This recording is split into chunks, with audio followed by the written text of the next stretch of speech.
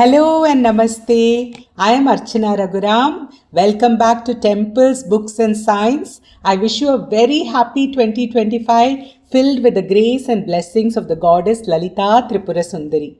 As we begin this first episode of the new year, I am excited to share that I have created a new playlist to make this series even more accessible. It's called Lalita Sahasranamam in Bites, and it features short videos focusing on each name individually. These bites are perfect for busy schedules and offer a quick and easy way to connect with the goddess's many names. You can find the link in the description below. Now let's continue our journey into this sacred hymn. Having explored the individual aspects of the goddess's divine form, from her face to her torso to her lower body, we now arrive at a pivotal moment in our journey through the Lalita Sahasranamam. The goddess has emerged fully formed from the fire of pure consciousness, Chidagni Kunda. The Lalita Sahasranamam now reveals the goddess in motion. This marks a shift from understanding the individual parts to appreciating the complete integrated whole. I am particularly excited to delve into these names as they reveal not just her physical grace but also her dynamic energy, cosmic connection, and profound philosophical implications. First, as she steps forth from the Chidagni Kunda, the Lalita Sahasranamam captures her graceful movements in the 47th name. Mārālī-manda-gamanā, she who has the slow and graceful gait of a female swan or Hamsa. This name signifies more than just physical grace. It reflects the effortless movement of the self through the world, unattached to fleeting experiences. Just as a swan glides serenely on water, the goddess embodies perfect equanimity, untouched by the turbulence of the world. This state of being is deeply connected to Sattva Guna, the quality of purity, wisdom, and balance. Even as she emerged to battle with Bandasura, the goddess remains unperturbed, her actions guided by wisdom and detachment rather than rajas, agitation, or tamas, inertia. Secondly, the swan or Hamsa in Sanskrit also symbolizes the breath. This life force residing within us is a constant reminder of the divine presence. By cultivating a slow, mindful breath, as we do in meditation, we connect with the Sattva Guna within us and come closer to realizing the goddess within ourselves. This name beautifully illustrates the principle of recognizing the divine within and striving for a state of equanimity and self-awareness. The next name, the 48th name, describes her as Mahā Lāvaṇya Śevadhī, she who is the storehouse of supreme beauty. Imagine a beauty so profound, so captivating that it eclipses anything we can experience in the mundane world. This name paints a picture of such unparalleled beauty, a beauty that transcends the limitation of our senses and the physical realm. Think of the most beautiful sights you have ever witnessed. The vibrant hues of a sunset painting the sky, the intricate dance of petals in a blooming flower, the awe-inspiring expanse of the starlit cosmos. These wonders, as captivating as they may be, are merely fleeting reflections, tiny sparks emanating from the boundless reservoir of beauty that resides within the goddess. She is the wellspring, the source from which all beauty flows, the ultimate embodiment of grace, harmony, and perfection. At the same time, her beauty is not merely a visual delight, it permeates every facet of existence, encompassing the beauty of truth, goodness, and love. But why is this supreme beauty described as Śevadhī, meaning treasury? A treasury holds something precious, something complete and inexhaustible. This hints at two profound aspects of the goddess's beauty. Completeness. Her beauty is flawless, whole, and perfect in every way. It lacks nothing, transcends all limitations, and embodies the fullness of existence. Inexhaustibility. Her beauty is eternal and ever renewing. It never diminishes, fades, or depletes, unlike the transient beauty of the material world. We should also remember that she emerged from pure consciousness, Chidagnikunda Sambhuta. So every name that describes her whole form also describes an attribute of pure consciousness, the Brahma Swarupam that she personifies. Mahā Lāvaṇya signifies more than just outward beauty. It points to the inner radiance of Brahmananda, the great bliss of Brahman. Think about it for a second. Why are we drawn to beauty? Because it evokes a sense of joy and wonder within us. Mahā Lāvaṇya therefore signifies the greatest bliss, this infinite wellspring of joy that is the very nature of Brahman. So, this name reveals that the goddess embodies the very nature of Brahman, pure infinite bliss that is eternally full and overflowing. Just as Śevadhī represents completeness and an inexhaustible source, so too is this Brahmananda, complete and undepletable. It is the eternal, unchanging nature of the Self, always present and accessible within us. By contemplating this name, we are reminded of our inherent divinity, our inherent perfection, our connection to this boundless source of joy and fulfillment.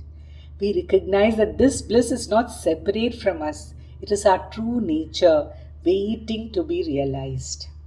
The 49th name, Sarvaruna, adds another dimension to the captivating portrayal of the goddess in the Lalita Sahasranamam. Sarvaruna means she who has the light reddish color of the dawn in all her aspects.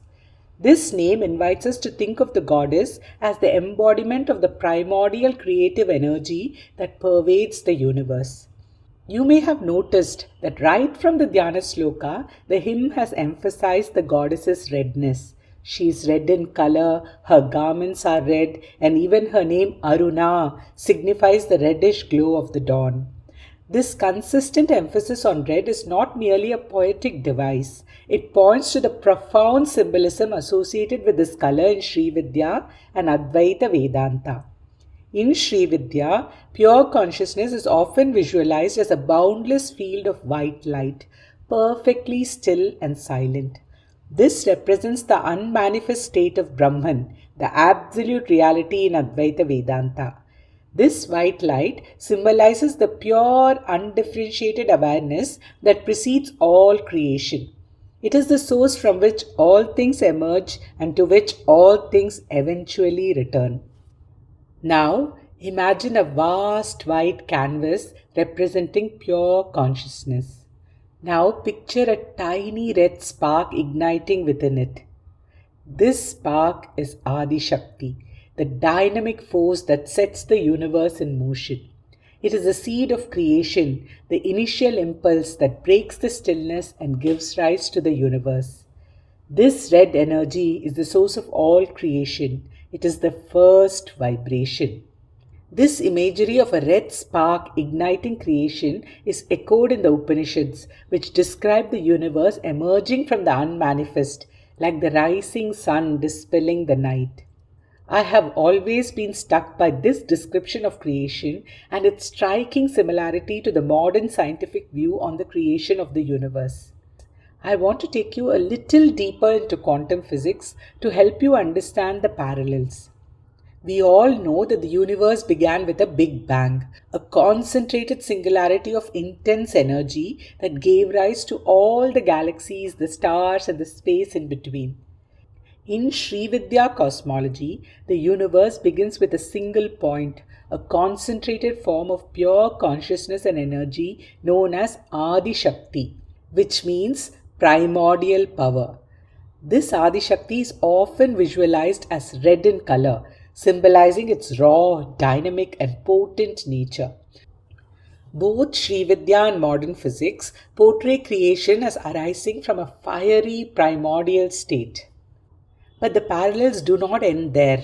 Let's delve a little deeper. While the Big Bang theory explains the evolution of the universe, it doesn't address the question of what caused the Big Bang itself. Quantum physics has an answer.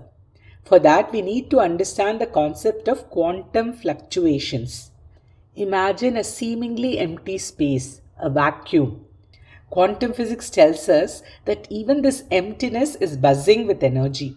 Tiny particles pop in and out of existence all the time, like a cosmic dance of creation and destruction. This quantum foam is a field of infinite possibilities. Some physicists propose that the Big Bang itself arose from such a quantum fluctuation. There was a quantum fluctuation of energy that resulted in a Big Bang and caused the universe to emerge. In this view, the vacuum, what we imagine as emptiness, is a field of potential that holds the possibility for infinite universes. This field of potential, this emptiness where particles keep popping in and out of existence, where universes pop in and out of existence, is called the quantum foam. In Srividya, this quantum foam is envisioned as a boundless, vibrant ocean of potential, pulsating with the possibility of all that is, was, and ever will be. Just as the red spark, Adi Shakti, disturbs the stillness of the white light, a quantum fluctuation disturbs the stillness of a quantum vacuum. This disturbance creates a ripple, a wave of energy that can eventually manifest as the Big Bang itself. In this view, the red light of Shakti can be seen as analogous to the energy of a quantum fluctuation. Both represent a dynamic force that arises from a field of potentiality and sets in motion the process of creation. This parallel between Srividya and quantum mechanics highlights the dynamic and interconnected nature of reality. It suggests that even in seemingly empty vacuum, there is a hidden world of potentiality, a realm of infinite possibilities waiting to be manifested. And just as the red spark of Shakti gives rise to the universe, quantum fluctuations act as the seed of creation, giving rise to the cosmos. While Srividya and modern physics use different language and symbolism, they converge in their understanding of creation as a dynamic process arising from a field of possibilities. Perhaps that is why the red color of the goddess is reiterated so many times in the Lalita Sahasranamam, because of its deep connection to the creation itself. The name Sarvaruna reminds us that this primordial power isn't distant or abstract. It is present in every aspect of the goddess and by extension in every aspect of the universe. It is a reminder of the dynamic energy that flows through all beings and connects us to the source of creation itself. Now we come to the 50th name, which also alludes to the nature of consciousness. Anavadhyangi, she whose limbs are flawless and perfect. This name highlights the absolute perfection of the goddess's form. Her beauty is not merely superficial, it is a reflection of the inner harmony and completeness that pervades her entire being. Every limb, every feature is flawless and radiates divine grace. But this perfection is more than just pleasing to the eye. This name too describes another feature of Brahman, the consciousness principle. Like Mahā Lāvaṇya Śevadhī describes the Ananda aspect of Brahman, this name describes the Purnatvam of Brahman. It's a reflection of the inherent wholeness of Brahman, the ultimate reality. Think of it this way, the goddess is like a perfect mirror reflecting the flawless nature of Brahman. Just as a crystal clear lake reflects the sky without distortion, the goddess embodies the completeness and perfection of Brahman in every aspect of her being. Brahman is whole, eternal, and unchanging. It is free from any deficiency or defect. And because the goddess is a personification of that Brahman, her form embodies these qualities as well. This name reminds us that we too are reflections of Brahman. Our true nature is inherently perfect and complete, just like the goddess. But often we get caught up in the illusions of the world and perceive imperfections in ourselves and others. These perceived flaws are like clouds obscuring the sun. By contemplating this name, Anavadhyangi, we can start to see beyond these illusions. We can cultivate a deeper appreciation for the inherent beauty and perfection that resides within us and within all of creation. This allows us to recognize our own wholeness, our Purnatvam, and connect with the divine within us. Now we go to the 51st name, Sarvaruna Bhushita, she who is adorned with all ornaments. This name shimmers with layers of meaning like the facets of a precious gem. On the surface, it evokes a vision of goddess adorned with a breathtaking array of jewels and ornaments, each piece exquisitely crafted and radiating divine splendor. Imagine her bedecked in shimmering necklaces, dazzling earrings, and glittering armlets, each reflecting the opulence and abundance of the universe. But this name goes deeper than the dazzling beauty of precious gems. It speaks to the very essence of the goddess as the support and container of the entire universe. Abharana can also be interpreted as that which is carried, supported, or borne by her. In this sense, the entire universe, with all its magnificent celestial bodies and intricate life forms, become her ornaments.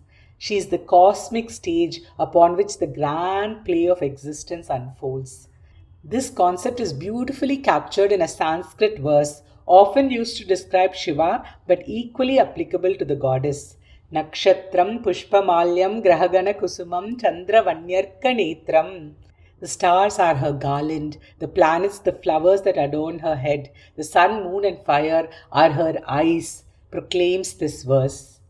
It highlights the intimate connection between the goddess and the cosmos, revealing that the universe itself is an expression of her divine being.